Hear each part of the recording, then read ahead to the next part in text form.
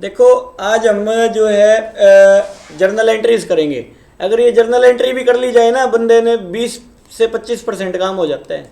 Base समझ आना शुरू हो जाएगा। 20 से 25% इंटरेस्ट बन जाएगा तुम्हारा इसमें, समझ आई।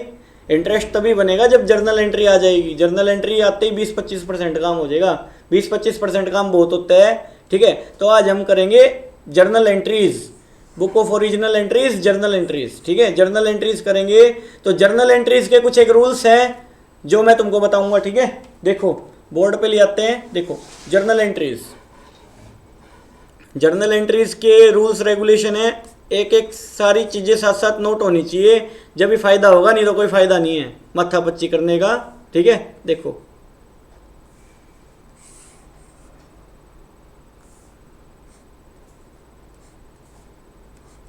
देखो सबसे पहले है रियल अकाउंट, ठीक है। Real account, real account.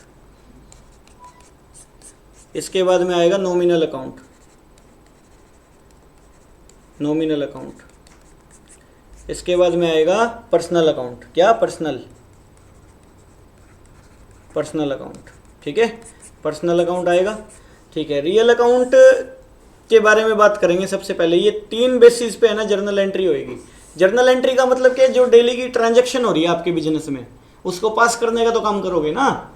Journal entry पास करने के बाद में टैली में ट्रांसफर होगी एंट्री सारी की सारी, ठीक है। एंट्री ट्रांसफर होगी तो उसके बिहाफ पे टैली क्या है आपको trading account, profit and loss account, balance sheet, cash flow statement, fund flow statement, सारी चीजें बना के देगा टैली, सही है। मतलब कहने का क्या है, अकाउंट हम पूरा सीखेंगे ताकि हम कल को कहीं फंस भी जाएं तो दिक्कत ना आए हमको, ठीक है। वैसे तो जर्नल एंट्री में ही हो जाएगा सारा कुछ। जर्नल एंट्री हम टैली में पास करेंगे, सारा कुछ अपना बना के देगा वो। लेकिन कहीं पे फंस जाए, कोई दिक्कत आ जाए तो हम खुद निपटा सकते हैं उस चीज़ों को, अगर हमारे को अकाउंट क्लियर होगा तो। बात ये है, नहीं तो हम निपटा नहीं पाएंगे उन चीज़ों को, सही नहीं कर पाएंगे हम उन चीज़ों को। बात ये है। देखो सबसे पहले रियल अकाउंट की बात करते हैं। Real account, real account. Real account कौन से अकाउंट होते हैं? एसिड्स के अकाउंट को बोलते हैं। किसको? एसिड्स, एसिड्स के अकाउंट को। एसिड्स के अकाउंट को, एसिड्स कितने प्रकार की होती है मैंने बताया था? नॉन करंट होती है, करंट होती है, सही बात है। ये सारी एसिड ही है। नॉन करंट कौन सी? Non current. Non current acids में कौन कौन सी आएगी? टेंजिबल, इंटेंजिबल आएगी। टेंजिबल जिसको हम देख सकते हैं, और इंटेंजिबल जिसको हम देख नहीं सकते, ठीक है, जिसको हम देख नहीं सकते। टेंजिबल में जैसे इसके अंदर में जैसे फर्नीचर है ना, फर्नीचर है, मशीन है, और भी XYZ चीज़ें जो दिख रही है ना, इसमें गुडविल आ जाएगी, पेटेंट आ जाएंगे, कॉपीराइट,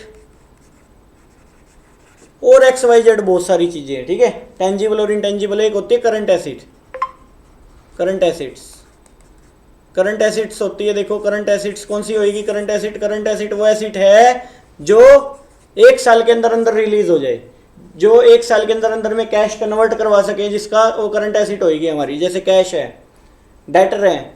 डेटर के बारे में पता है ना? डेटर कौन होते हैं? डेटर वो बंदे होते हैं जिनसे हमको पैसे लेने हैं, जिनको हमने उधार में माल बेचा होता है। कैश है जैसे, डेटर है ना। और क्या है? BR है जैसे बिल्स रिसीवेबल, बात हुई थी ये, है ना। ये सब चीज़ें क्या है? ये सब चीज़ें अपनी करंट एसिड्स के अंदर में आती है। करंट एसिड्स बोलते हैं इनको, ठीक है। कोई बड़ी बात नहीं है अकाउंट्स। देखो रियल अकाउंट का रूल देखो, रूल नंबर 1 जो रियल अकाउंट का रूल है, देखो debit what's comes in, debit what's comes in. Second point इसी के अंदर में credit what goes out, credit what's goes out, goes out मतलब जो आया वो डेबिट, जो गया वो क्रेडिट। बात ये है, जो आया, जो एसेट आई उसको डेबिट कर दो, जो गई वो क्रेडिट कर दो। रियल अकाउंट का रूल क्या है? Debit what's comes in, credit what goes out. जो आया उसको डेबिट। मान लो मैंने फर्नीचर खरीदा, क्या आया? फर्नीचर आया, बदले में क्या गया? कैश गया। Furniture account debit to cash. मान लो मैंने मशीन खरीदी, मशीन खरीदी बदले में कैश गया, क्या आया? मशीन आई, machine account debit to cash. मान लो मैंने कोई भी चीज, मैंने मान लो फर्नीचर खरीदा, furniture account debit to cash, सही है। मतलब जो आया वो डेबिट, जो गया वो क्रेडिट हो जाएगा। मतलब देखो मान लो मैंने फर्नीचर खरीदा, जैसे फर्नीचर खरीदा 10,000 रुपये का खरीदा कैश दे के, ठीक है। एंट्री क्या पास होएगी इसकी, इसकी एंट्री पास करने के लिए ऐसे एक वो बनेगा पॉइंट, ठीक है। इस तरह से आप बनाते हैं, फॉर्मेट बोल दो डेबिट क्रेडिट, ठीक है। ये फॉर्मेट ध्यान रखना। अभी देखो फर्नीचर खरीदा 10,000 रुपये का, क्या आया आपके पास ये कंसीडर करना है। फर्नीचर आया आपके पास, क्या आया, फर्नीचर आया। Furniture account debit. 2 क्या गया आपके पास से, कैश गया, कैश गया टू कैश कितने 10,000 रुपये, 10,000 रुपये furniture account debit to cash हो गया। मतलब कहने का क्या है, रियल अकाउंट बोलते हैं। रियल अकाउंट देखो दोनों की दोनों ही एसिट है, एक करंट एसिट है एक नॉन करंट एसिट है। दोनों की दोनों एसिट होने की वजह से इस पे रियल अकाउंट का रूल अप्लाई होएगा। Debit what's comes in, credit what goes out. जो आया वो डेबिट, जो गया वो क्रेडिट। क्या आया, फर्नीचर आया, क्या गया, कैश गया। तो यानी कि कहने का मतलब सीधा सीधा है, furniture account debit to cash हो गया। सीधी डेबिट और क्रेडिट दो एस्पेक्ट होंगे, दोनों डबल एंट्री सिस्टम है, ठीक है। एक आप नॉर्मल यूं ही डायरी में अकाउंट उतार रहे हो, वो सिंगल एंट्री सिस्टम होती है, नॉर्मल यूं ही खाता बना रखा है। और एक क्या होता है, एक आप डबल एंट्री सिस्टम फॉलो कर रहे हो तो वो डबल एंट्री हो जाएगा, ठीक है। इसके बाद में आगे चलो,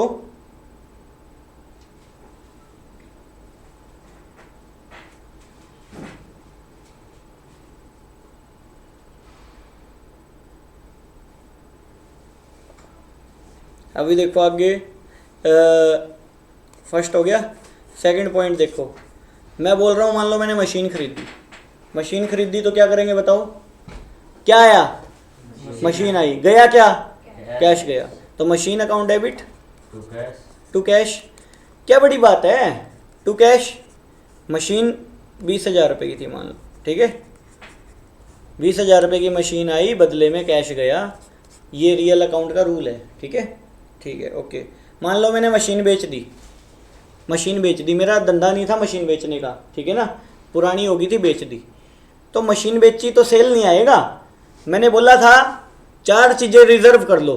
4 चीज़ें कौन कौन सी रिजर्व कर लो, सेल, परचेज,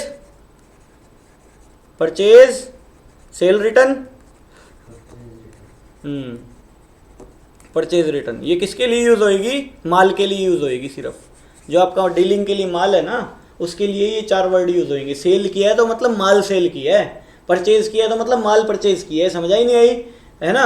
सेल रिटर्न किया तो माल सेल रिटर्न हुआ है, परचेज रिटर्न हुआ तो माल परचेज रिटर्न हुआ है। ये हमारी एसिट है। एसिट को मैंने धंधे के लिए नहीं लाया था, मैं बेचने के लिए नहीं लाया था। फर्नीचर था तो मैं फर्नीचर यूज़ करने के लिए लाया था, ठीक है। फर्नीचर अगर मैं बेच रहा हूँ तो फर्नीचर जाएगा, सेल नहीं होगी, ठीक है ना।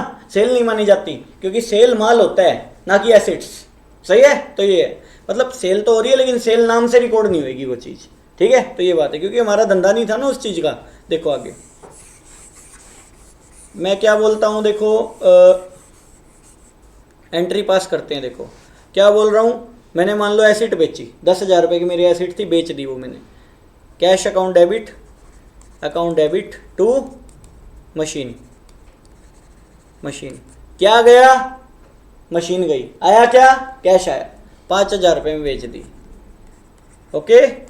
5,000 रुपये में मशीन बेच दी, कैश आया, मशीन गई। रियल अकाउंट का रूल बताया केवल मैंने, real account, okay. Real account acid का अकाउंट जो होता है, this is called real account. Real account में देखो debit what's comes in, credit what goes out, दोबारा से बता दिया, ठीक है। इसके बाद में आगे चलो, इसके बाद में आगे चलते हैं। देखो नॉमिनल अकाउंट, कौन सा, नॉमिनल अकाउंट। नॉमिनल अकाउंट का क्या रूल है पता, हाँ ऑल एक्सपेंसेस हैं, चले छोड़।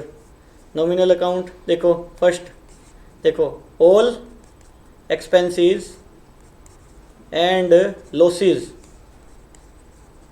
ऑलवेज डेबिट, अगली क्रेडिट कह रही है। Second all income and gain credit. कहने का मतलब नॉमिनल का क्या मतलब है, नॉमिनल में 4 तरीके के अकाउंट होते हैं। क्या क्या, एक्सपेंसेस के, लॉसेस के, ठीक है, एक्सपेंसेस के, लॉसेस के, इनकम के एंड गेन के। ये चारों चीज़ों को मैंने बेसिक अकाउंटिंग टर्म में कवर किया था वैसे, ठीक है। ये चार चीज़ें क्या है, ये चार चीज़ें नॉमिनल अकाउंट के अंदर में आएगी, सही है। खर्चे हमेशा डेबिट होते हैं, इनकम हमेशा क्रेडिट होती है, ठीक है। खर्चे हमेशा डेबिट होंगे और इनकम हमेशा क्रेडिट होएगी, लॉस हमेशा डेबिट होएगा, ठीक है। इन चारों चीज़ों के मैं एग्जांपल देता हूँ एक, ठीक है, उससे तुमको समझ आ जाएगी, ठीक है। तो चारों चीज़ों के एग्जांपल क्या रखता हूँ मैं। सपोज दैट मैंने वेजिस दी, क्या वेजिस, वेजिस दी, वेजिस पेड की 10,000 रुपये पेड की लेबर को। तो वेजिस देखो, खर्चा खर्चे के नाम से रिकॉर्ड होएगा। अब जैसे देखो वेजिस है, वेजिस के नाम से रिकॉर्ड होएगा नहीं होएगा, वेजिस के नाम से रिकॉर्ड होएगा। अब देखो कहने का क्या मतलब है, बोले तो देखो 10,000 रुपये है, वेजिस टू कैश होएगा नहीं होएगा, वेजिस टू कैश होएगा 10,000 रुपये।